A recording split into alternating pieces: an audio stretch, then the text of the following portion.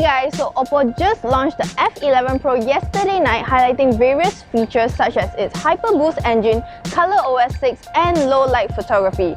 Oppo has always been known to emphasize on its camera capabilities, so let's see if the F11 Pro is really that amazing.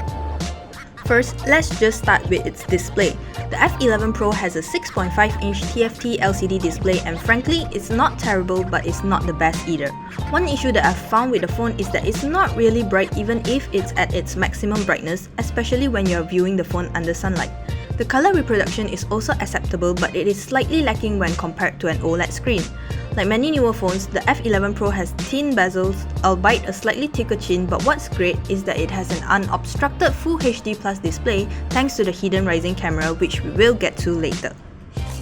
Another fascinating aspect of the F11 Pro is the gradient color on its back. The unit I have with me is in Aurora Green, and honestly I think it looks better than the Thunder Black edition. It gives off a very subtle transformation from the color blue to green, and it has this S-shaped light pattern that gives off a sense of elegance. It has a plastic back and you get a rear-mounted fingerprint sensor, which is honestly doing better than some phones with the in-display fingerprint sensor. The front camera rises up whenever there's a need for face unlock, and it has been accurate and fast almost all the time since I've started using the phone. Also, the phone still gets a headphone jack on its bottom, right next to a micro USB port. The F11 Pro is equipped with a MediaTek P70 processor, an upgrade over its predecessor, and is paired with Oppo's Hyper Boost engine. It has 6GB of RAM coupled with 64GB of storage, which is barely enough for me in the long term, but there is expandable storage for those that requires a bigger storage. There's also no problem with gaming on the F11 Pro either, and it helps that the game assistant can block any notifications so that I won't be disturbed when I'm in game. The F11 Pro ships with ColorOS 6 based on Android 9, and it's a significantly great update compared to its older version. With its borderless design, a revamped notification bar, and an app drawer option, the F11 Pro has a neater UI that keeps the phone looking organized. In addition, there are a few other practical features such as the riding mode that mutes notification when you're driving, and also a smart bar that lets you quickly access your favorite apps and tools. The F11 Pro has an upgraded camera where its main camera is now a 48MP sensor with 1.79 aperture along with a secondary 5MP depth sensor. Provided that there's great lighting, the bokeh effect on photos is decent, but it sometimes blurs out the edges of my hair and can look a bit artificial. The F11 Pro performs well in daytime photography in terms of color accuracy even with the AI scene recognition turned on, because it looks very natural and the picture details are great, especially in good lighting. Even with the digital 2x zoom, the photo turns out decent, but it does have a slight loss of details. What is surprising is that while Oppo stresses on the low light photography of the F11 Pro, its low light photo quality has been slightly inconsistent. Taking pictures of fireworks with the night mode on was great, but if you zoom in, you'll notice that there's noise on the picture that is quite apparent. That being said, I really like how the F11 Pro managed to capture all the different colors and balance the highlights of this particular picture despite having the noise issue. On its front, the F11 Pro has a hidden rising camera.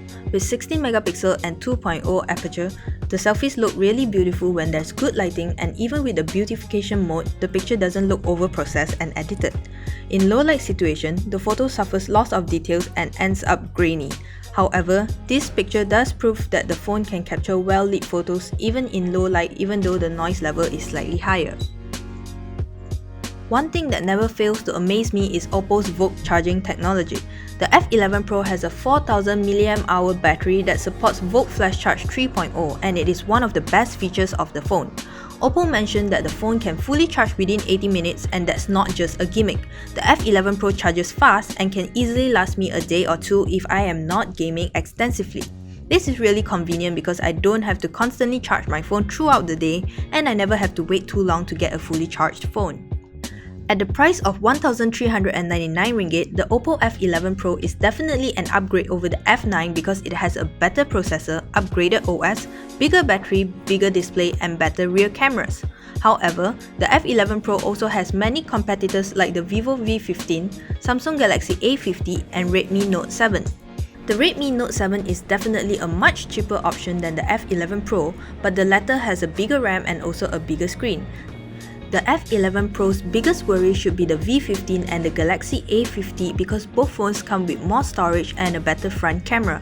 But if you're specifically looking for a 48MP main camera, then the V15 and Galaxy A50 will be out of the picture.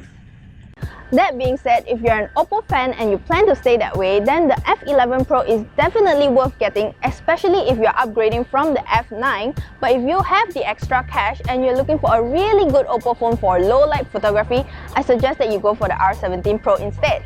So that's it for my review of the F11 Pro. Stay tuned to our channel for more videos like this, subscribe to KLGadgetTV, and I'll see you in the next video.